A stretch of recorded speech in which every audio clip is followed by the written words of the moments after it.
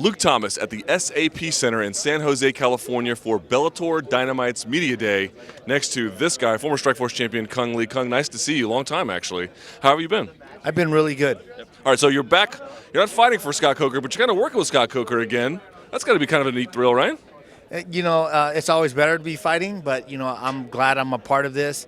This is like a history in the making because I believe this is the first event for United States to have Muay Thai at a high level and mixed martial arts at a high level under one building at the SAP Center. It's pretty historical, I think.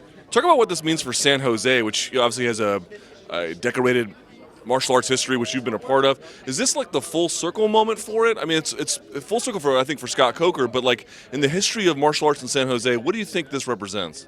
Well, what this represents for San Jose is something. It's like history in the making for San Jose.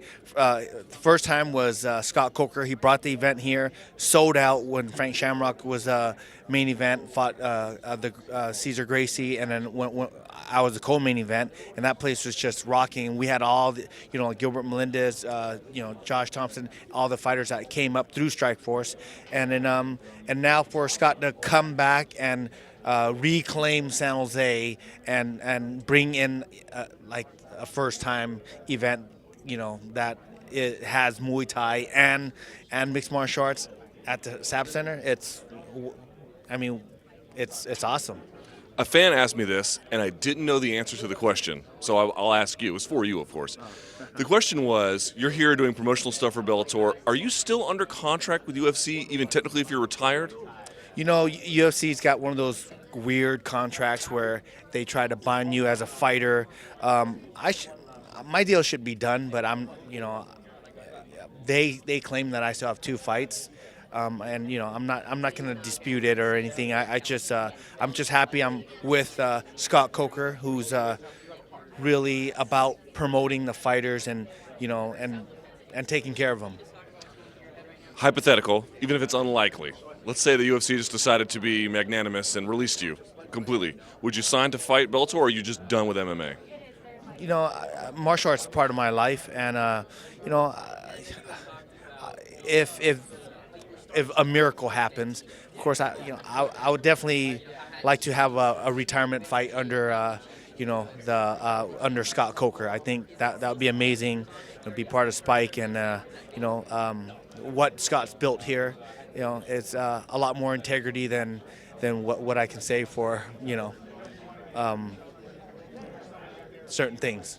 Have you had any contact with UFC after this has all been said and done? Like, do you have any even maybe not the highest level, but anyone sort of in the mid-level management that you have a positive relationship with, you're able to talk to about this, or have you just sort of washed your hands of the whole thing?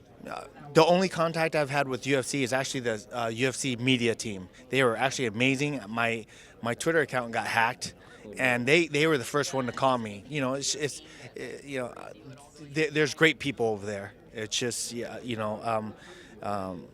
unfortunate that not everyone could be like that, but they came through in a big way. They actually got my account back and then took care of it right away for me. And that was, they have an awesome media team. It's slow moving, but how do you feel about the fighter lawsuit that's sort of going through court? It got moved from California back to Nevada. May mean something, may not in the end, but it's a long process. But so far to date, how do you feel about it? You know what? I'm honored to step up for all the fighters that can't speak out because they have to make a living, and luckily for me, fighting is not the only thing that I rely on as an income, and I just feel really blessed that I'm fighting for all the fighters. True or false? In the next 10 years, there will be some form of a MMA fighters union. There better be. Is that a conditional true? That's a conditional true. And so you're going to be here on Saturday night, right? You're going to be watching the whole event? I'm going to try to watch as much as I could, Are you going to have like feelings of like nostalgia or like, oh, I wish I was part of this? Or is it more just sort of like an elder statesman kind of role at this point? If you're a fighter and you're retired, you always believe that, wow, what if? But I enjoy watching the fights. It's less stress for me and my wife and my kids. You know, every time I fight, it's very, you know, I become very like selfish and everything's got to be focused on the fight camp and the opponent. And you know, ever since that's been lifted off my shoulders, I actually been spending so much time with my family, my kids, and been able to train more with my kids. And the other day got to spar with my 15-year-old son, and it was actually fun.